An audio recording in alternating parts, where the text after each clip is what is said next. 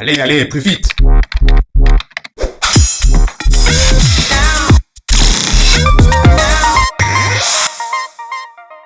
Michel Henry, dont je vais vous parler maintenant, a lu Spinoza. Et il s'inscrit dans la même perspective d'immanence. L'éthique n'est pas une affaire de valeurs transcendantes, le bien, le mal. L'éthique s'enracine dans la vie. Alors, ce qu'ajoute Michel Henry, c'est la construction d'un lien entre la question de l'éthique et celle de la praxis. Tout comme chez Spinoza, un lien explicite apparaît entre éthique et vie chez Michel Henry, mais orienté vers une pensée de l'activité. C'est ça qui est spécifique, propre à la pensée de Michel Henry. Alors, je ferai référence à deux textes. Le premier, La barbarie, paru en 1987, et un autre texte de Michel Henry, toujours, Du communisme au capitalisme, théorie d'une catastrophe. Et dans ce second ouvrage, l'auteur pense la spécificité du capitalisme.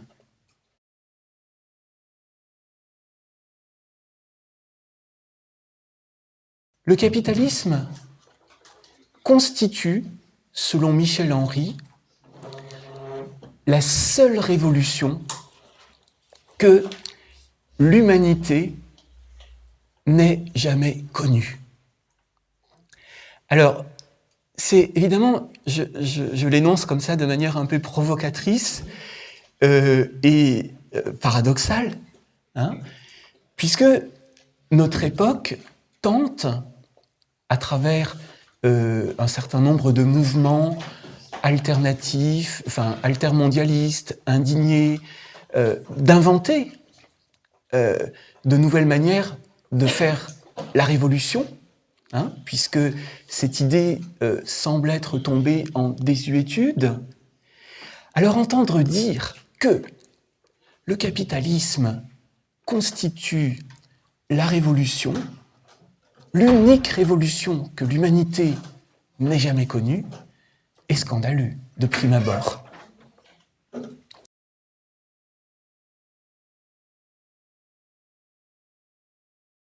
Le capitalisme constitue-t-il une révolution totale, absolue, selon Michel Henry?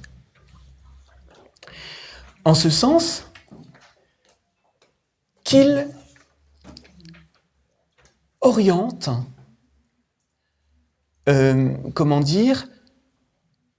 son entreprise de déploiement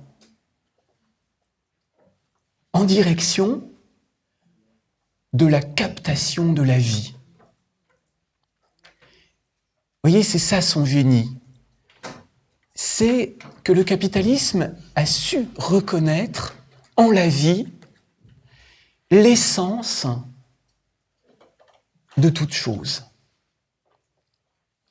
Il a su se brancher, en quelque sorte, sur la dimension originellement subjective de toute chose. La vie elle-même, dit Michel Henry, est subjectivité. D'où, si vous voulez, la métaphore employée par Marx du capitalisme vampire. Le capitalisme œuvre à la manière d'un vampire qui pompe la substance vitale des individus. Vous allez me dire, oui, c'est encore le cas. Et peut-être plus que jamais le cas.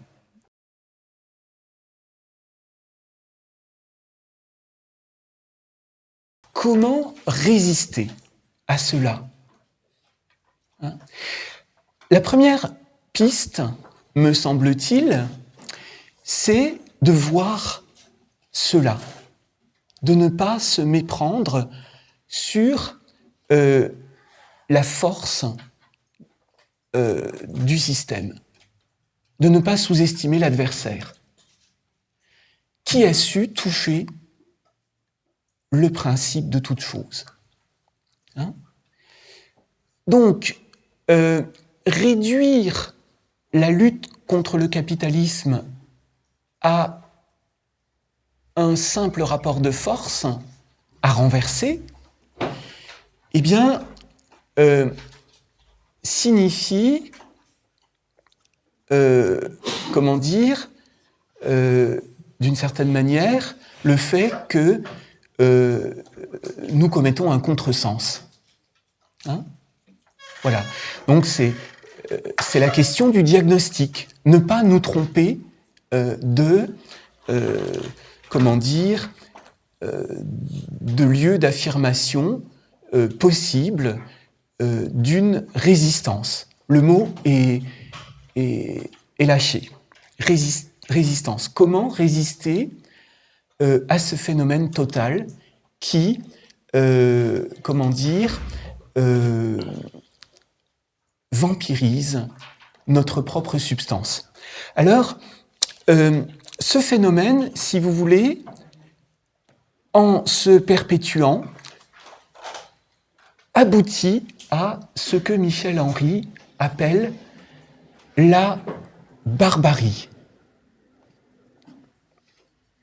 Et au-delà de l'époque de Marx, de la période de l'exploitation industrielle des corps, de la vie, sur le mode coopératif,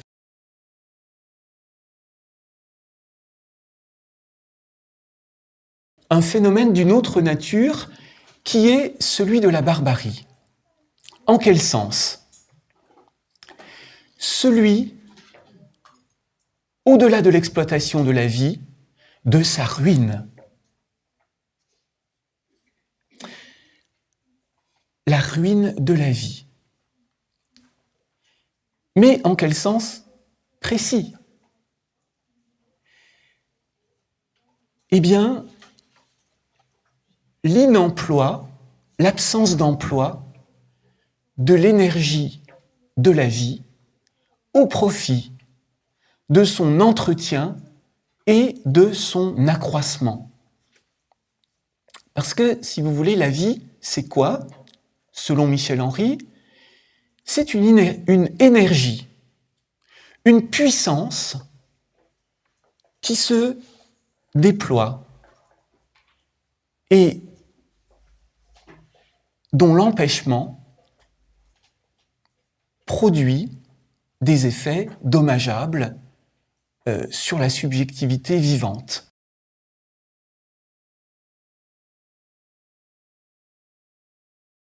Le chômage, c'est quoi?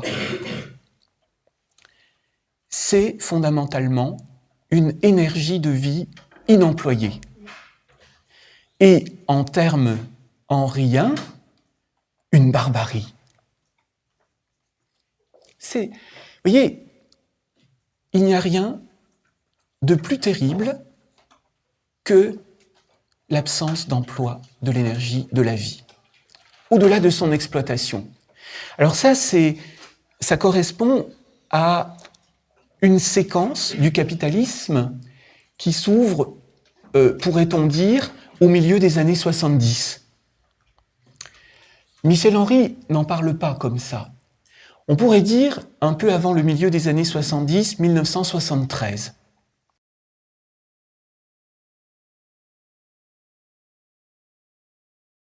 « 1973 est une année charnière.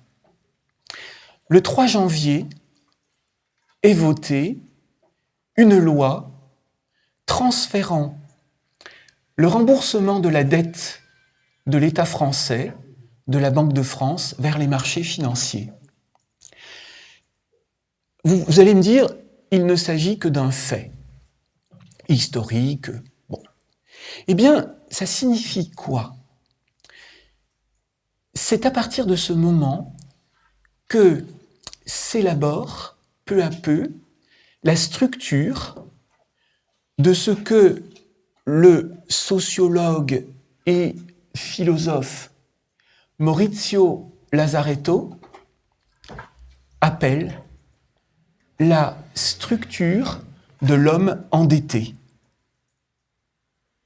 Par définition, vous voyez, le proverbe selon lequel « qui paie ses dettes s'enrichit » est voué à mentir. Puisque nous allons maintenant devoir rembourser nos dettes à des taux d'intérêt exorbitants qui ne correspondent pas à une réalité d'un taux de remboursement, justifié. Voyez, comment l'histoire, comment certains faits historiques sont de portée quasi métaphysique. La structure des États et, au-delà de la subjectivité, s'en trouvera peu à peu affectée. Maurizio Lazzaretto parle, d'une dimension subjective de la dette. Nous sommes structurellement endettés, avant même de naître. Les individus que nous sommes sont des individus endettés. Vous voyez, quel que soit notre niveau de revenu. Et cela est vrai au moins à un double niveau, mais je dirais à un triple niveau. Donc, endetté financièrement, puisque ce changement de paradigme du remboursement de la dette,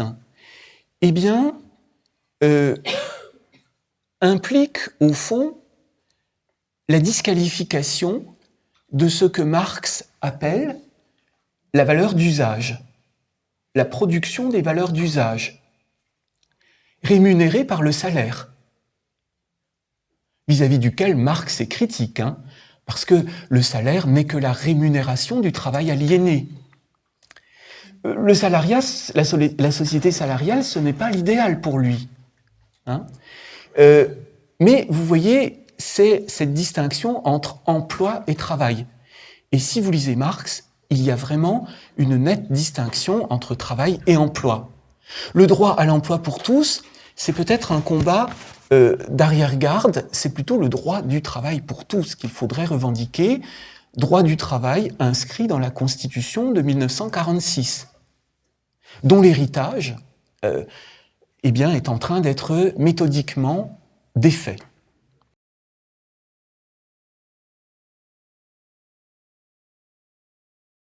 La production des valeurs d'usage, elle est destinée à quoi? À entretenir la vie, produire les moyens de sa subsistance, de renouveler sa force de travail, comme dirait Marx, mais aussi, de se produire soi-même. C'est un terme que reprend Christophe Dejour. Travailler, c'est aussi se produire soi-même.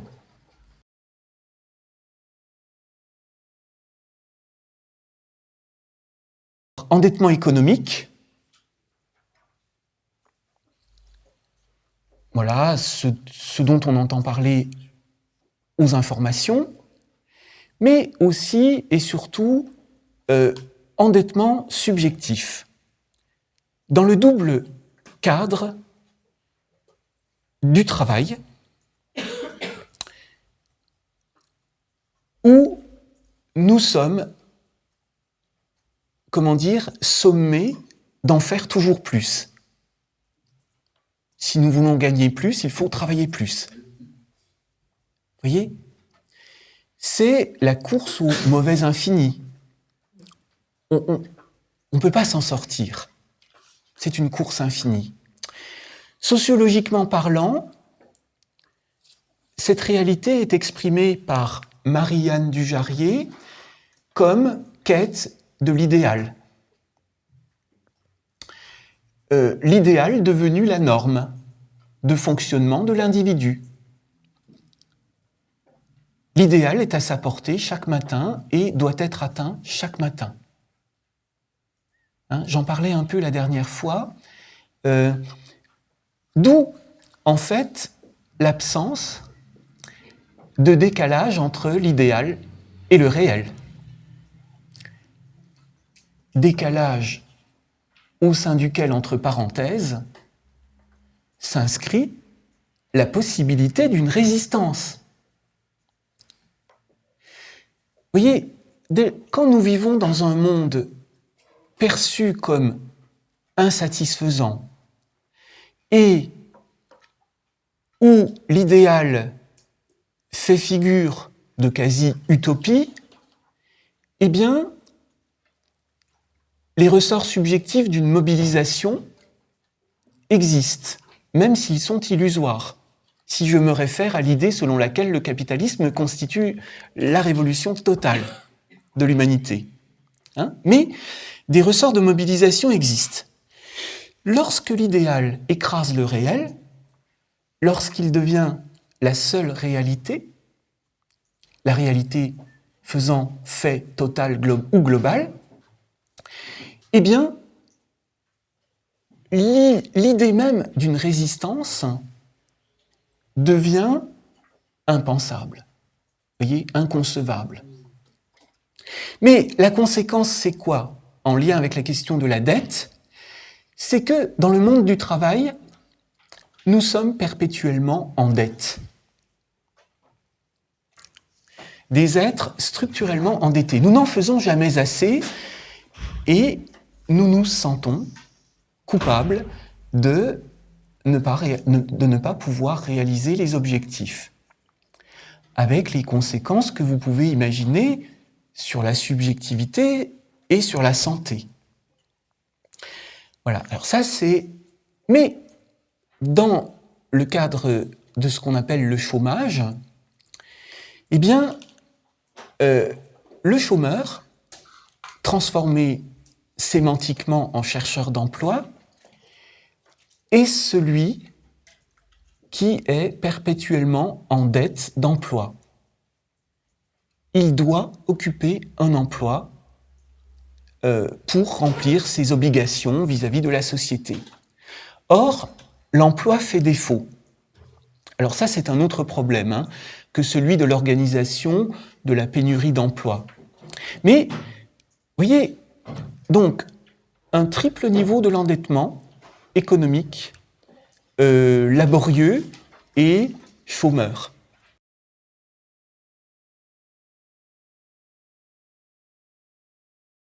J'attirerai votre attention donc sur le passage du chômage, si vous voulez, d'une logique de perception relevant de l'accident, le chômage comme accident économique, à un phénomène structurel. Et je dirais plus précisément à un phénomène institutionnel. Le chômage est devenu une institution. De même que la crise.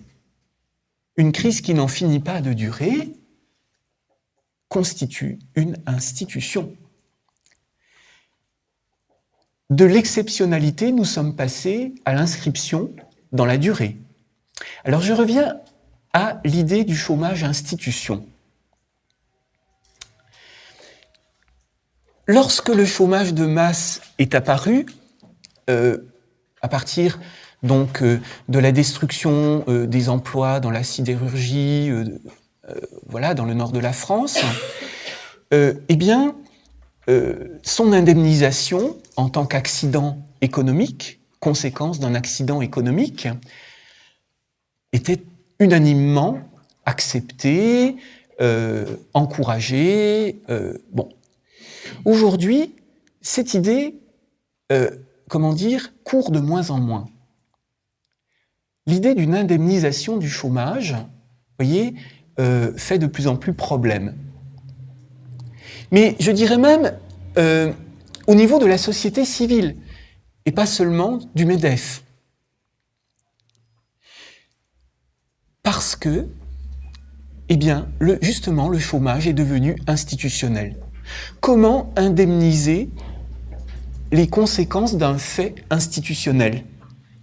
Vous voyez, on comprend que, assez facilement, qu'un accident puisse être que les conséquences d'un accident puissent être indemnisées, mais un fait institutionnel, ça échappe à l'entendement.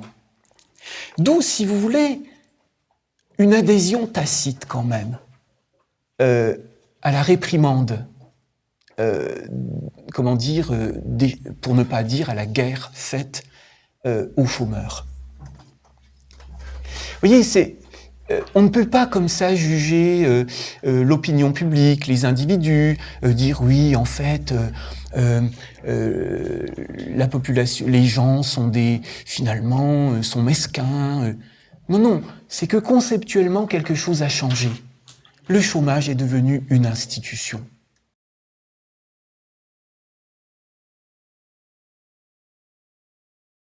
Communément, les personnes, les groupes, les associations politiques qui prétendent inventer des modèles alternatifs de lutte révolutionnaire contre la logique néolibérale, la théorie néoclassique si vous préférez, eh bien, préconisent d'éradiquer le chômage pour que l'emploi devienne davantage supportable.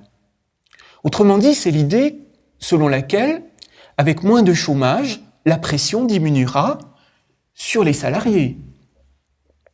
Ce qui semble aller de soi, être relevé du bon sens.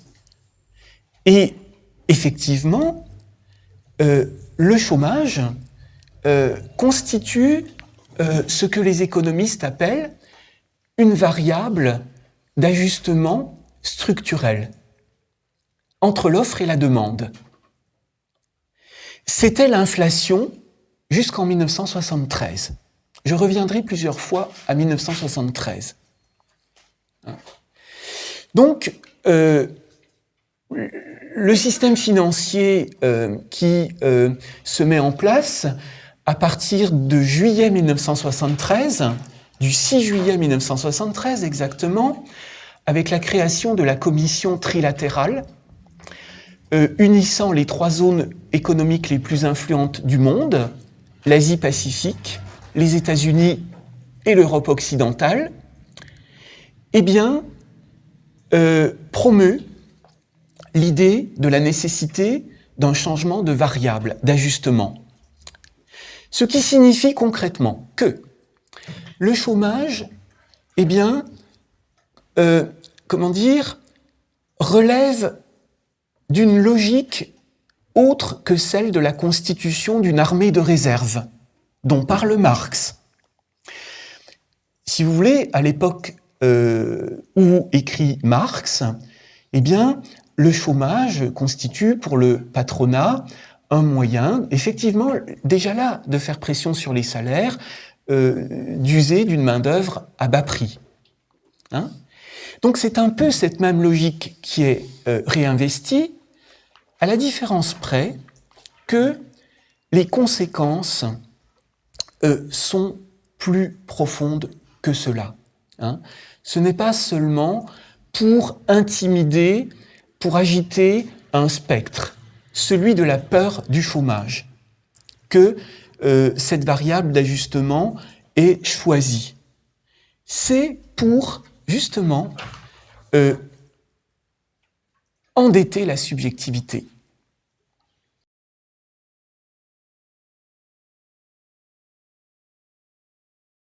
Nous sommes confrontés à la réalité d'un changement de paradigme anthropologique. Ou en tout cas, à ce changement de paradigme économique correspond un changement de paradigme anthropologique. La subjectivité est refondée. Et cela est théorisé, j'en ai déjà parlé dans d'autres lieux. Ce changement de paradigme anthropologique est théorisé dans l'article paru en 2000, donc bien plus tard, par François Ewald et Denis Kessler, Les noces du risque et de la politique. La valeur d'un homme, au sens générique du terme, se mesure, s'évalue à sa capacité de prendre des risques. Bon, là, nous sommes en 2000. En 1973, nous sommes encore loin de cela. Il a fallu du temps pour que tout cela devienne effectif. En 1973, l'architecture de commandement, de gouvernement du monde change de manière très sensible. L'idéal philosophique qui prévaut à ce changement de paradigme, c'est celui du philosophe roi. Et oui, les fondateurs de la commission trilatérale se réfèrent à Platon. Qui donc, dit Platon, mieux que le philosophe, soucieux de l'atteinte, du vrai, du beau, du juste, du bon, en soi, eh bien, est apte à gouverner la cité. Alors, les nouveaux maîtres du monde, eh bien, veulent son bien, au sens d'une rationalisation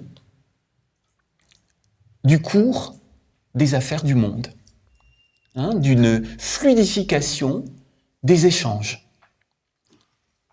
Mais ce qu'il faut voir, et je reste dans l'élément d'analyse contextuelle, c'est que 1973 n'est pas loin de 1968, et que la création de la commission trilatérale, eh bien, constitue un événement de nature contre-révolutionnaire.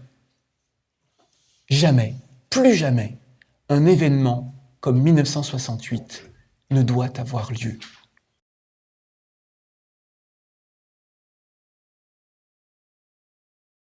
« 1968, eh bien, constitue un temps de coïncidence entre la démocratie, en tant que régime parlementaire, et son esprit.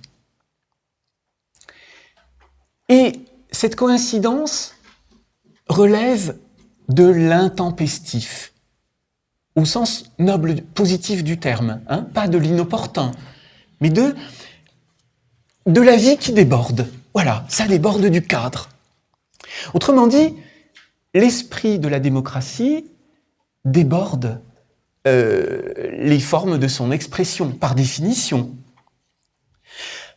Entre parenthèses, des événements démocratiques peuvent avoir lieu en régime non démocratique. Exemple, la révolte des esclaves menée par Spartacus. Donc il faut faire attention de ne pas identifier naïvement, régime et esprit.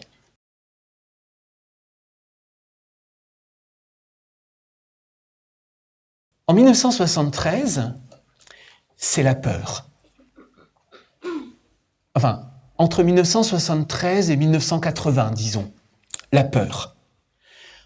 Vous savez, Tocqueville parle des passions de l'homme démocratique. Et elles sont nombreuses. J'en évoquerai d'autres. Donc, nous sommes en régime démocratique dans les formes. Après, on verra que les choses sont un peu plus difficiles à établir au niveau de la preuve. Donc, la peur de perdre son emploi, notamment.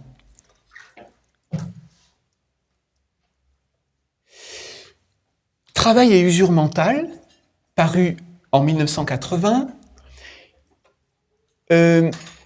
analyse sur le plan théorique et clinique le sens et la portée du fait d'être habité par cette passion, ses ravages sur la subjectivité.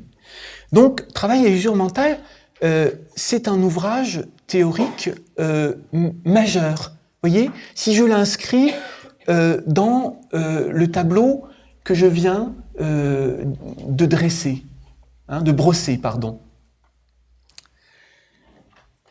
Depuis 1980, eh bien, les choses ont évolué.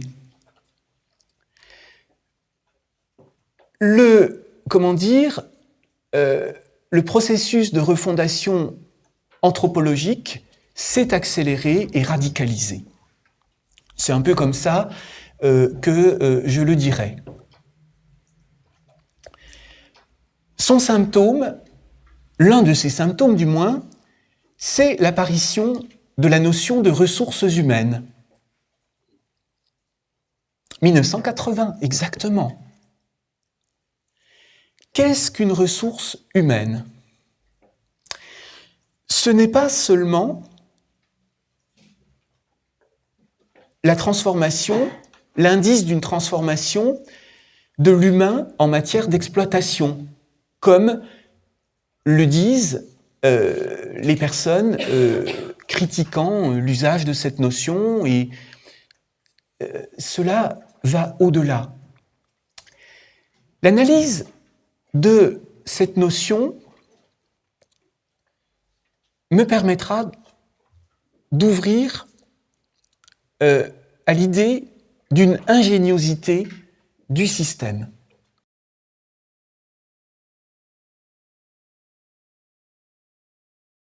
La ressource humaine ne serait donc qu'un avatar du travail vivant, au sens où Marx l'entend, au sens précis d'âme de la production. Qui, dit Marx, je le cite de mémoire, ressuscite en permanence les instruments et la matière de la production à travers leur inclusion dans son mouvement propre. Donc, vous voyez, c'est pour vous dire que, au niveau de la connotation, alors c'est subtil, on ne la voit pas comme ça, on ne l'aperçoit pas comme ça, le terme de ressources humaines fait écho à celui de travail vivant, qui est quand même le concept clé de la pensée de Marx. Alors, pourquoi, sur quoi est fondée cette ingéniosité ? Sur des raisons de nature tactique, je pense, que Philippe Davzy a dû vous expliquer, que Christophe Dejour évoque au début de Souffrance en France, c'est la prise au sérieux par le management, dès les années 1970, de la question de la subjectivité.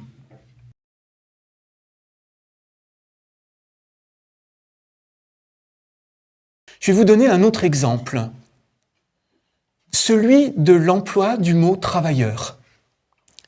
Travailleur, dans la philosophie de Marx, eh bien, ce terme est synonyme de travail vivant. Le travailleur est celui qui, travaille de manière vivante. Ce n'est pas seulement un vocable emprunté à la rhétorique de la lutte des classes. Le travailleur, c'est celui qui travaille, et donc qui ne fait pas que produire.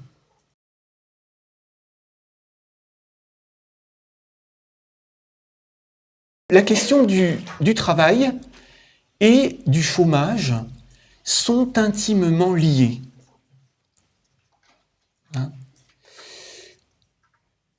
Donc, en quel sens ? Je l'annonçais, j'ai fait une longue digression. Je disais que les mouvements altermondialistes, en tout cas essayant d'imaginer des solutions alternatives, proposaient d'éradiquer le chômage pour rendre plus vivable le travail.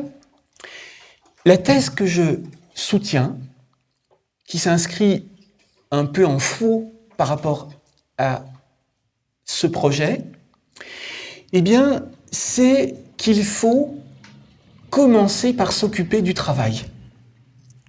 Vous voyez, je prends le problème apparemment à l'envers. Nous ne pourrons résoudre le problème, qui en fait n'est pas un problème, c'est une solution imaginée par l'économie financière, hein, donc, mais par commodité, nous ne pourrons résoudre le problème du chômage sans, penser les enjeux à la fois organisationnels et existentiels de la nouvelle organisation du travail.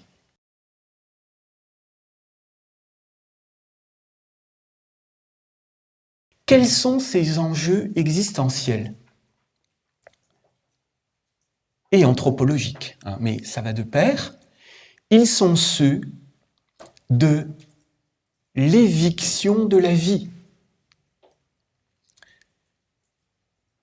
Le propre des nouvelles organisations du travail, eh bien, est ce phénomène d'évacuation de la vie, dont le suicide au travail est l'une des conséquences, mais aussi le chômage. Vous voyez, au-delà, du fruit, de l'idée selon laquelle le chômage serait le fruit d'une décision concertée au niveau multinational, eh bien, il est aussi plus fondamentalement la conséquence, si la perspective que j'ouvre est pertinente, hein, je l'avance comme hypothèse, hein, je suis en train de travailler là-dessus. Et ce lien, et surtout le sens que je viens d'établir, donc du travail vers le chômage, ne m'est apparu qu'il y a vraiment peut-être 15 jours. Vous voyez, donc, pardonnez l'aspect provisoire, hein, je mets des guillemets à ce que je dis. Hein. Mais, si vous voulez, au-delà de l'aspect multinationalement concerté de ce phénomène du chômage, eh bien, il y a un aspect anthropologique et existentiel, une dimension anthropologique et existentielle. Il est la conséquence d'une œuvre de plus en plus ouvertement et méthodiquement, systématiquement, si vous préférez, affirmée d'organisation de l'épuisement de la vie dans le travail. Avec quelles conséquences? L'une que vous connaissez bien, l'intensification. Ça, c'est la première. Vous voyez, la productivité a été multipliée par 3 avec une baisse importante du nombre des emplois offerts. Et il y a donc au cœur de ce dispositif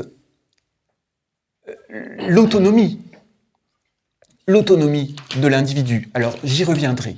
Hein ? Donc, deuxième conséquence, première conséquence de l'éviction de la vie, c'est l'intensification de la production. Deuxième conséquence, plus préoccupante, mais ça va avec, c'est l'impossibilité d'éprouver la vie produite par le travailleur lui-même à travers son activité de travail. Voilà. Alors, c'est si bien que, troisième conséquence, qui découle des 2 premières, la vie au travail est devenue impossible. La vie est expropriée du travail. La vie est évincée du travail. Le système de production actuel n'a pas besoin de la vie, autrement dit de ce qui déborde. C'était encore possible dans les rêveries, dans le système taylorien, les ouvriers travaillant à la chaîne qui rêvaient. Voyez ? C'est de moins en moins possible, y compris dans le travail universitaire. La vie, en l'occurrence, c'est la pensée. On nous demande d'être intelligent dans un cadre, mais certainement plus de penser, ce qui aura des conséquences à terme. Il y a déjà des conséquences pointées dans la barbarie de Michel Henry au niveau de la recherche universitaire. Le dernier chapitre de la barbarie est consacré à l'idée d'une destruction de la vie universitaire. Vous voyez ? Une destruction de la pensée. Mais la pensée, c'est la vie. La pensée, comme le travail, c'est la vie.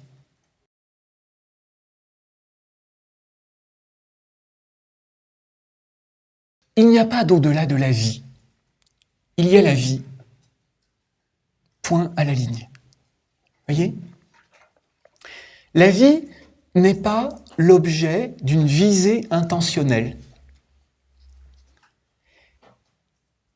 Elle est auto-mouvement d'accroissement qui rencontre des obstacles, obstacles qui font naître un certain degré de souffrance que le travail convertit en joie. Joie à entendre au sens spinoziste du terme, au sens d'affirmation de la puissance d'exister, et pas de pouvoir. Hein ? Voilà. Alors, c'est ça la spécificité de la phénoménologie de Michel Henry.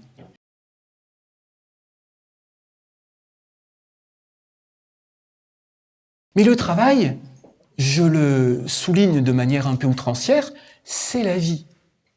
Hein ? Ça ne veut pas dire que la vie se résume au travail, comme nous le fait accroire la nouvelle organisation du travail. Hein ? C'est d'un point de vue généalogique. Le travail est un mouvement de conversion d'une souffrance originelle en joie. Souffrance liée à la rencontre d'obstacles. Alors, vous trouverez aussi cette idée dans la philosophie de Mène de Biran, que la psychodynamique du travail a également travaillé. Et que Michel Henry conçoit comme un des inspirateurs possibles de Marx, même si Marx ne l'a jamais lu. Bon, il aurait pu, dit Michel Henry, inspirer Marx. Vous savez, la théorie de l'effort moteur. Bon, à l'origine de la conscience. Faire un effort, travailler, c'est devenir conscient de soi. Ça, c'est Mène de Biran. Hein ? Bon, je n'ai pas le temps de développer. Alors, la vie, si vous voulez, chez Marx, je reviens à la première idée, elle est travail vivant. En quel sens précis ?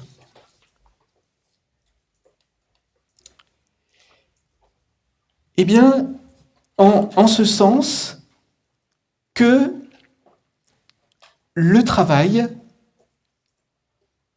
est la condition naturelle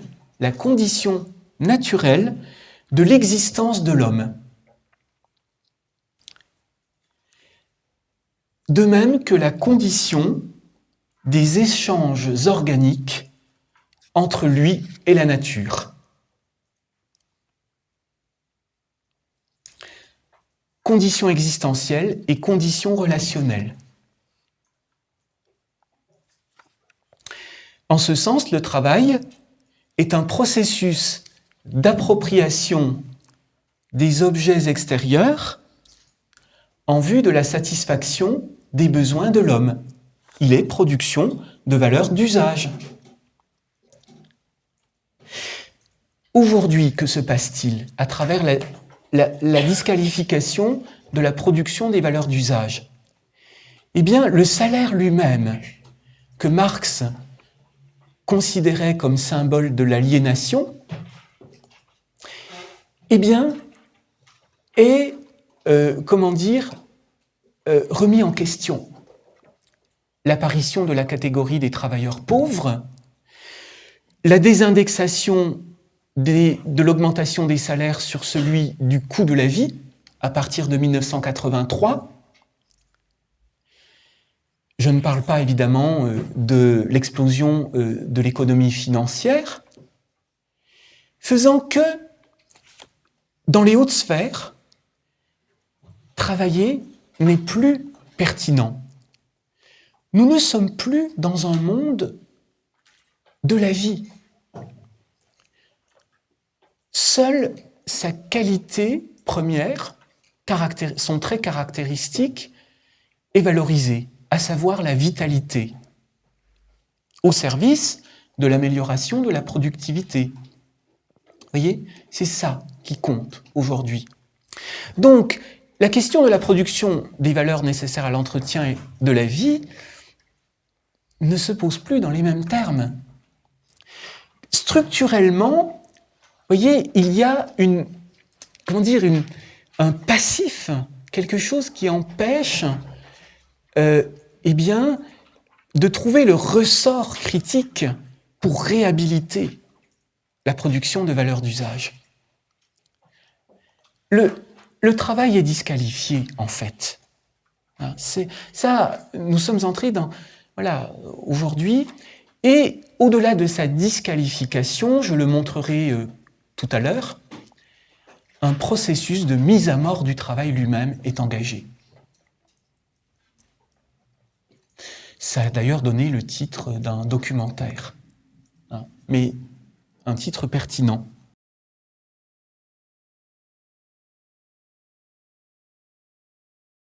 Je vous lis une brève citation que vous avez, c'est dans le texte, page 4. « En tant qu'il est utile, qu'il est activité productive, le travail, par son simple contact avec les moyens de production, les ressuscite des morts, en fait des facteurs de son propre mouvement. Sans le travail, il n'y aurait donc aucune vie possible. La matière resterait inerte. Les instruments ne se complexifieraient pas. L'invention ne serait pas possible. La construction d'un monde commun ne serait pas imaginable.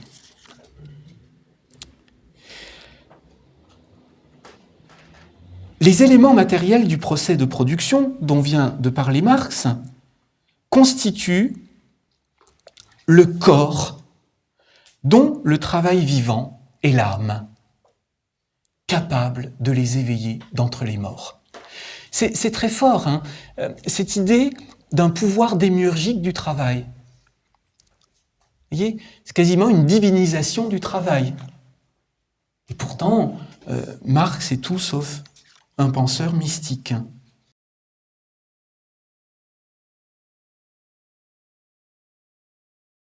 C'est qu'une interaction dynamique entre mouvement de transformation de la nature et mouvement de transformation de soi a lieu à travers l'activité de travail. Il y a métamorphose du corps de l'homme qui devient partie de la nature.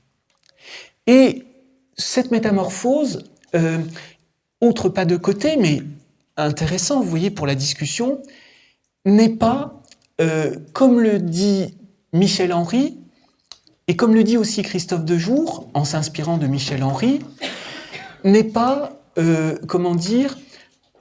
augmentation du corps érotique. Ce n'est pas du corps érotique qu'il s'agit. C'est du corps sensible et pensant. Vous allez me dire, quelle différence? Ce n'est pas la même épistémologie. Vous voyez, nous ne partons pas. Le corps sensible est un corps qui s'agence à d'autres corps, à la réalité extérieure, et qui s'augmente du fait de cette combinaison, de cette composition, qui s'augmente, qui s'agence en puissance. C'est plutôt en ce sens. Ce n'est pas l'idée d'un remaniement. c'est l'idée vraiment, c'est le corps de la métamorphose hein, dont parle Kafka. Vous voyez, c'est une métamorphose. Une métamorphose qui peut conduire certains ouvriers âgés, en difficulté du fait de l'augmentation des cadences de production, à voir avec leurs doigts.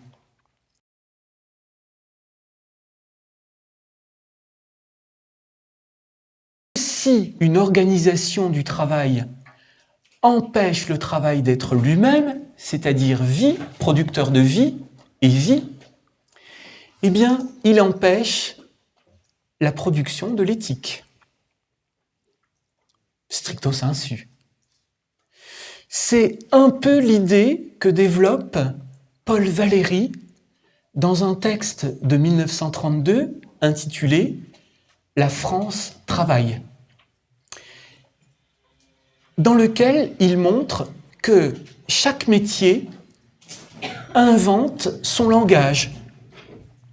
Autrement dit, sa manière de nommer le monde. Et donc, son éthique professionnelle. On pourrait prendre l'exemple du langage des bouchers, le louche-bème. Voyez ? Et il y a néologisme, création sémantique. Le travail est l'occasion de cela. Voyez ? Ce n'est pas très rationnel. C'est même parfois insolite. Eh bien, ça fait partie, ça relève du domaine de ce que Michel Henry appelle l'éthique. Donc l'éthique n'est pas un système de normes, de valeurs. Hein. Comme Spinoza, Michel Henry rattache l'éthique à la vie, mais en plus à l'activité de travail, ce que ne fait pas Spinoza. C'est pas la question de Spinoza. Vous voyez ? Alors, à la fin du 4e paragraphe, vous avez une citation de Schopenhauer par Michel Henry. Une éthique qui voudrait modeler et corriger la volonté, autrement dit la vie chez Schopenhauer, est impossible. L'éthique n'est pas là pour dire à la vie ce qu'elle a à faire. Elle n'est pas là pour reconnaître le bien fondé de ce que produit la vie. Autrement dit, le concept, par exemple, de travail bien fait n'a aucun sens du point de vue de la vie et de l'éthique. Ça, je le dis entre parenthèses, c'est un point de débat. Hein ? La vie, elle est pure immanence, elle n'est pas jugement. C'est assez radical, hein, la pensée de Michel Henry. Alors, les doctrines, dit Schopenhauer, n'agissent que sur la connaissance, mais celle-ci ne détermine jamais la volonté elle-même. Schopenhauer, comme Michel Henry, montre la faiblesse des doctrines au sens quasi scientifique du terme, qui essaient de systématiser le monde moral.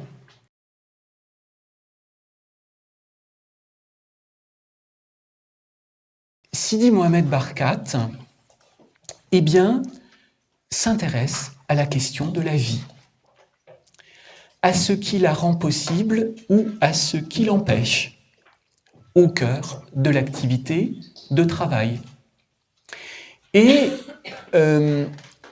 l'un des facteurs de son empêchement dans l'organisation actuelle du travail, c'est la refondation du sujet, dont parlent François Ewald et Denis Kessler.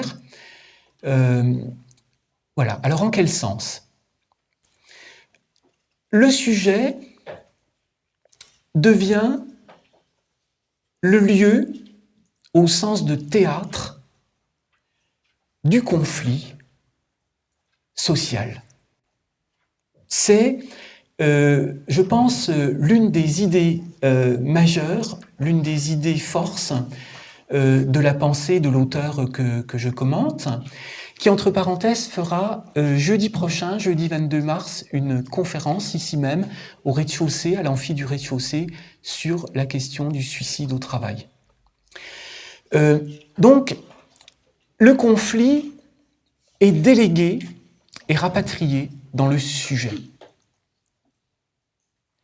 qui se dédouble.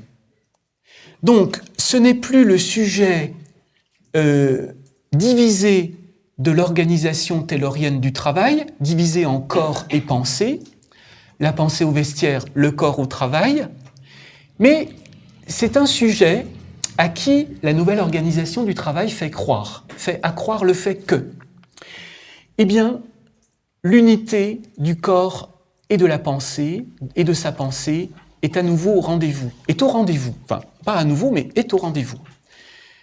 Vous êtes des individus autonomes. Vous voyez l'autonomie comme élément clé de ce dispositif du dédoublement. Autrement dit, l'individu, le sujet autonome, est à la fois le maître et le serviteur de la production. Il récapitule en lui la totalité du rapport social, du rapport de classe. D'où l'explication de la difficile mobilisation face à ce qui évince la vie dans le travail. Vous voyez, on peut parler de servitude volontaire. La servitude volontaire existe, c'est indéniable, tout le monde. Mais constitue-t-elle, je me borne à le poser sous la forme de question, constitue-t-elle le ressort de mobilisation majeure de l'époque, le trait singulier de la période, de la séquence historique que nous traversons? Vous voyez, je le pose comme ça. C'est à l'intérieur de nous-mêmes que les choses se passent, dans l'intimité de soi.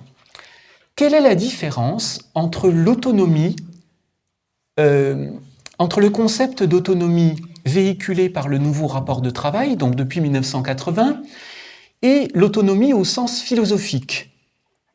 Je rappelle que c'est au XVIIIe siècle que ce concept est forgé.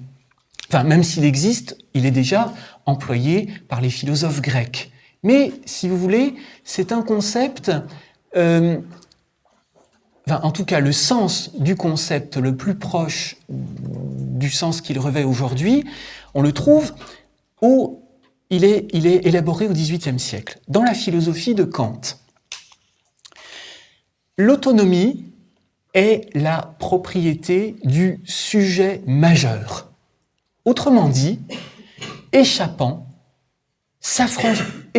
à la minorité, au sens d'être mineur, vous savez, de l'âge, mineur, majeur, s'affranchissant de la minorité.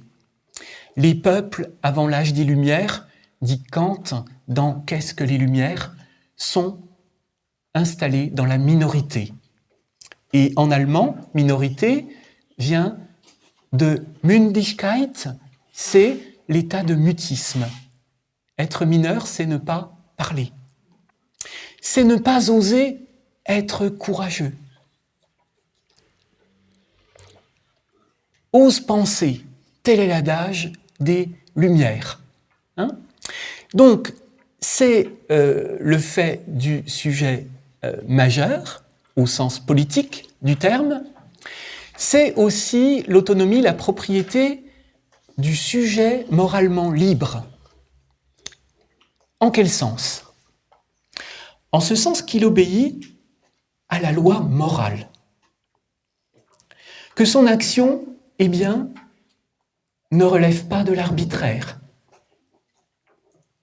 Que le principe de son action coïncide avec la maxime, universelle de la loi morale. Il y a coïncidence, au moyen de l'autonomie, entre la particularité et l'universalité. Bon, je le dis très schématiquement. Ce qu'il faut retenir, c'est que pour Kant, le sujet autonome est un sujet qui fait l'expérience comment dire, du vécu de la loi morale en lui. Hein, c'est-à-dire qu'il y a la loi morale, bien sûr, il y a le ciel étoilé au-dessus de soi et la loi morale en soi.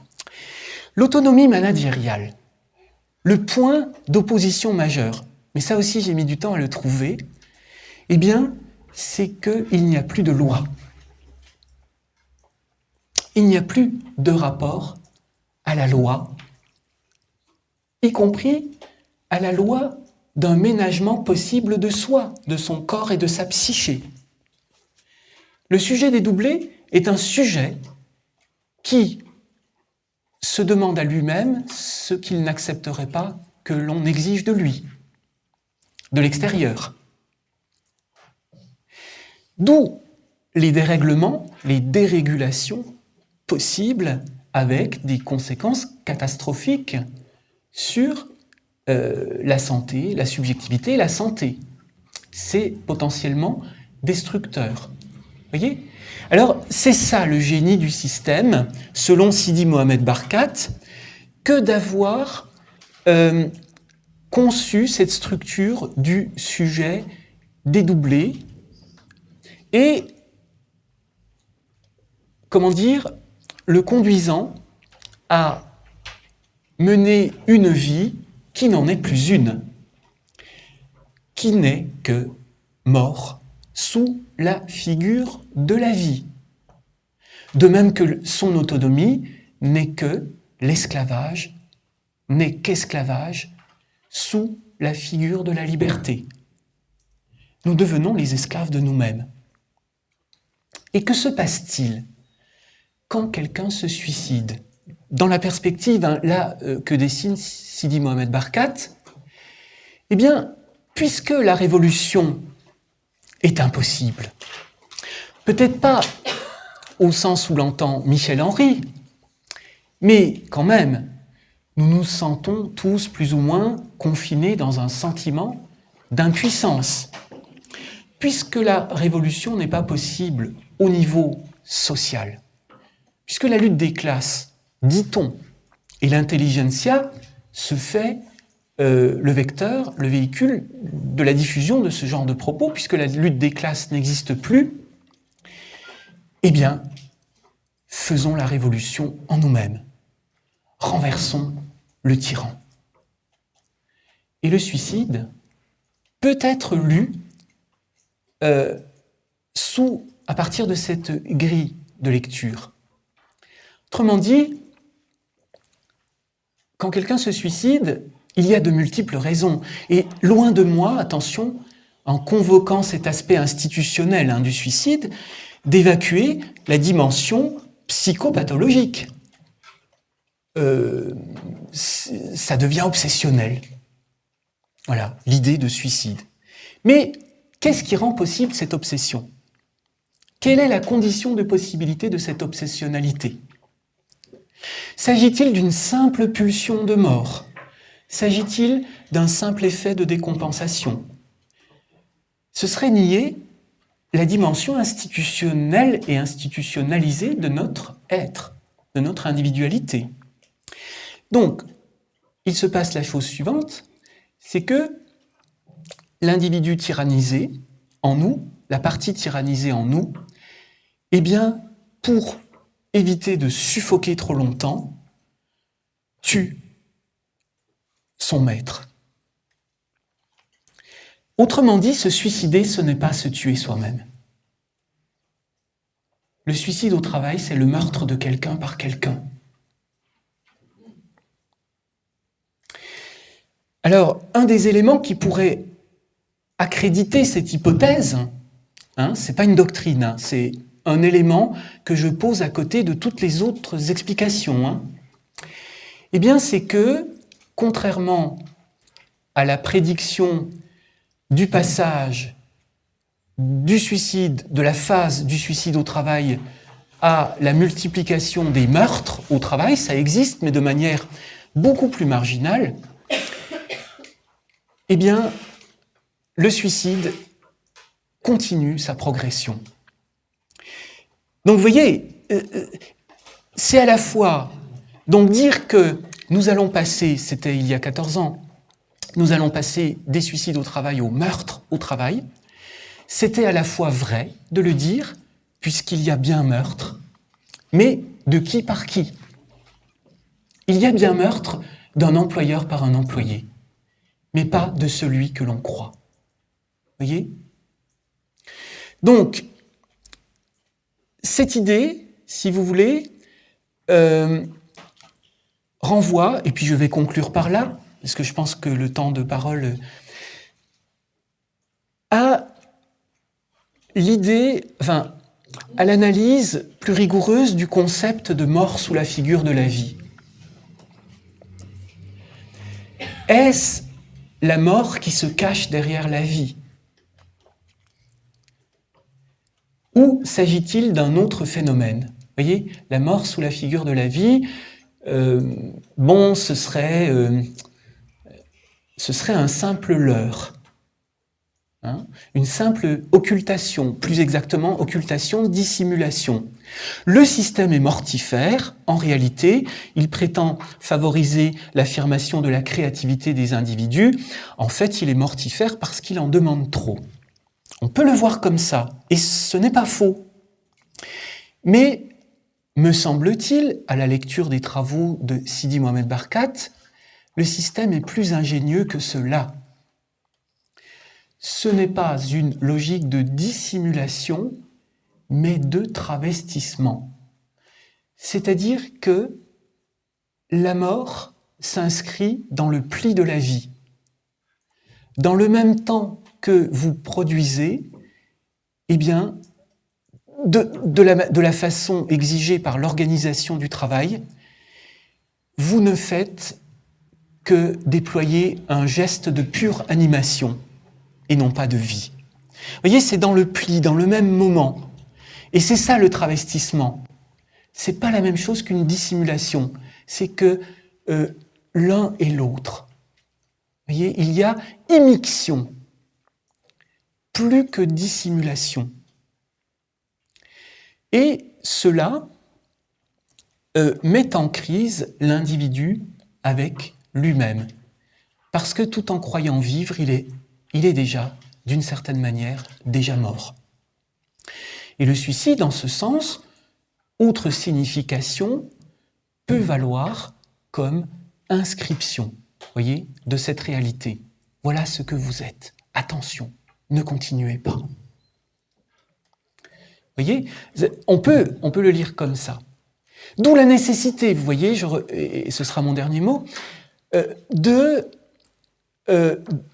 s'attacher à, je ne dirais pas soigner le travail, ce serait encore une logique palliative, mais à penser l'impensé qui rend possible cela. De manière à percevoir peut-être le chômage lui-même, qui est aussi une catastrophe, un état où l'on se suicide beaucoup, on en parle moins, c'est moins médiatique, mais vous voyez, de coupler les deux problèmes et de commencer dans le bon ordre, hein, dans l'ordre des priorités, c'est-à-dire de l'atteinte. Si l'on parvient à permettre à la vie de réhabiter le travail, eh bien, par définition, la société se remettra à créer des emplois pour soulager la charge de travail individuelle incompatible avec le souci du ménagement. Voilà, je vous remercie pour votre attention.